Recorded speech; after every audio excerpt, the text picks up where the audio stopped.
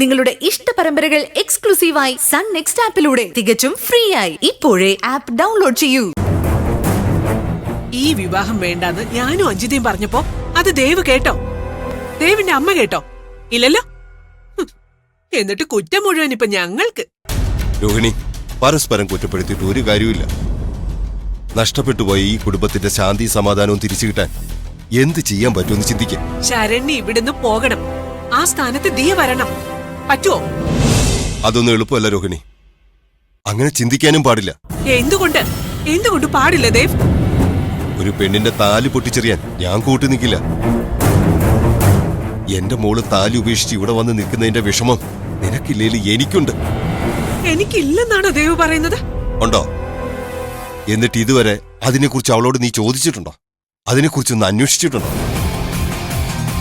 താലി ഉപേക്ഷിച്ച് മകള് വീട്ടിൽ വന്ന് നിൽക്കുന്നതിന്റെ വിഷമമൊന്നും നിന്റെ മുഖത്ത് ഞാൻ കണ്ടിട്ടില്ല. അച്ഛനേക്കാൾ കൂടുതൽ വേവലാതി ഉണ്ടാവുന്നത് അമ്മമാർക്കാ. അത്തരൊരു വിഷമമൊന്നും നിന്റെ മുഖത്ത് ഞാൻ കണ്ടിട്ടില്ല. അമ്മ അവിടെ പോയി ഒന്ന് അന്വേഷിക്കണമെന്ന് പറഞ്ഞപ്പോ തടഞ്ഞത് നീയല്ലേ? അഞ്ജിത് പറഞ്ഞ കാരണമല്ലേ നമുക്കറിയൂ. അതിന്റെ സത്യാവസ്ഥ ഒന്ന് അന്വേഷിക്കേണ്ട ബാധ്യത നമുക്കില്ലേ? ഇതിനെക്കുറിച്ച് ഞാൻ ചോദിക്കുമ്പോൾ അവൾ ഒഴിഞ്ഞു മാറുന്നത് നീ കണ്ടിട്ടില്ലേ? എന്നിട്ട് നീ അതിനെക്കുറിച്ച് ഒരു അക്ഷരം ചോദിച്ചിട്ടുണ്ടോ? എന്തുകൊണ്ടാണ് അഞ്ജിത ഒഴിഞ്ഞു മാറുന്നതെന്ന് നീ ചിന്തിച്ചിട്ടുണ്ടോ? നിനക്കതിനെവിടെയാ നേരം അല്ലേ? നിനക്ക് വേറെ പല കാര്യങ്ങളിലല്ലേ ചിന്ത. എന്നെക്കൊണ്ട് വേറൊന്നും പറയിപ്പിക്കില്ല രോഹിണി.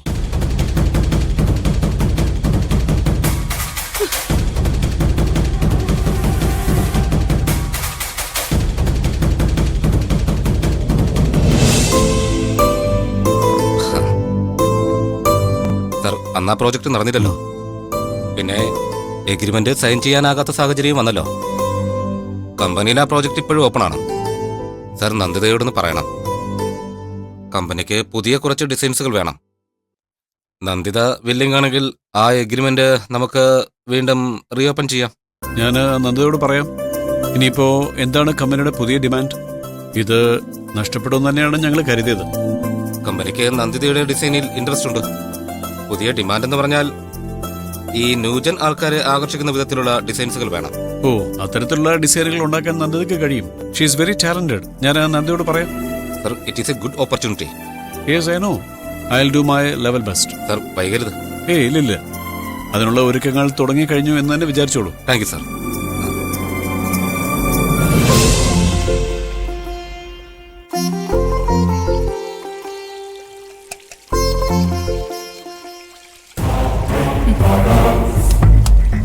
ഈ പാത്രങ്ങൾ കഴുകി വെളുപ്പിക്കുന്ന പോലെ ഈ വീടും കഴുകി വെളുപ്പിക്കോ നീ? അല്ല, ഗംഭീര പെർഫോമൻസ് ആയിരുന്നു നിന്റെ. I appreciate you. എന്താ ഒന്നും മിണ്ടാനില്ല നിനക്ക്? നിന്റെ നാവ് ഇറങ്ങിപ്പോയോ? എന്റെ നാവ് ഇറങ്ങിപ്പോയിട്ടൊന്നും ഇല്ല. പക്ഷെ നാണം കെട്ട് ജീവിക്കുന്നവളോട് എന്ത് പറയാൻ? കേൾക്കുന്നവൾക്ക് നാണം ഇല്ലെങ്കിലും പറയുന്ന എനിക്ക് നാണമുണ്ട്. നാണം ഇല്ലാതെ ഇങ്ങനെ ജീവിക്കുന്നതിലും നല്ലത് പോയി ചത്തൂടെ നിനക്ക്? അത്രയും ഭാരം ഈ ഭൂമിക്ക് കുറഞ്ഞു കിട്ടും. കഷ്ടം. ഒരു മനുഷ്യൻ ഇത്രയ്ക്ക് അധപ്പതിക്കാൻ പാടുണ്ടോ? വേണ്ടെന്ന് പറഞ്ഞു തള്ളി ഒരുവന്റെ പുറകെ വീണ്ടും വീണ്ടും കൊഞ്ചി നടക്കാൻ നിനക്ക് മാത്രമേ കഴിയൂ. നിന്റെ തൊലിക്കട്ടി അപാരം. കാണ്ടാമൃഗം തോറ്റുപോകും. ഓ, നീ നന്നായിട്ട് സംസാരിച്ചു. I like it. But Saranya, നീ എത്ര പരിഹസിച്ചാലും എന്റെ ട്രംപ് കാർഡാ നീ ഇപ്പൊ പറഞ്ഞ കാണ്ടാമൃഗത്തിന്റെ തൊലിക്കട്ടി. ഇപ്പൊ പറഞ്ഞതെല്ലാം നിന്റെ ഉള്ളിലെ വിഷമാണെന്നൊക്കെ എനിക്ക് അറിയാം. സ്നേഹിക്കുന്നവൻ നഷ്ടപ്പെടുമോ എന്നൊരു ഭയം. അത് നിന്റെ മുഖത്തുനിന്ന് വായിച്ചെടുക്കുന്നുണ്ട് ഞാൻ. അതാണ് എനിക്ക് വേണ്ടത്. അവിടെയാണ് ദിയയുടെ വിജയം.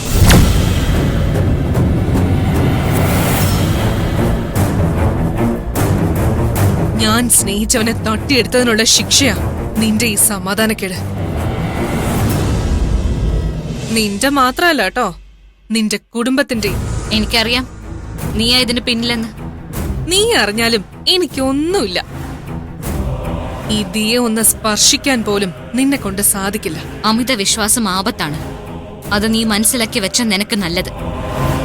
ശരണ്യ, ഈ അമിത ആത്മവിശ്വാസമാണ് ഇന്ന് വരെ ദിയെ മുന്നോട്ട് കൊണ്ടുപോയത്.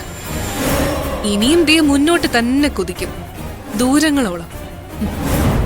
നിനക്കൊന്നും കയ്യെത്തി പിടിക്കാൻ പറ്റാത്ത ദൂരത്തേക്ക് ദിയ പറക്കും. കൂടെ ഒരാളും ഉണ്ടാവും. പറന്നു പോകുന്ന എന്നെ നോക്കി നിൽക്കാനേ നിനക്ക് കഴിയൂ ശരണി, കേട്ടോ?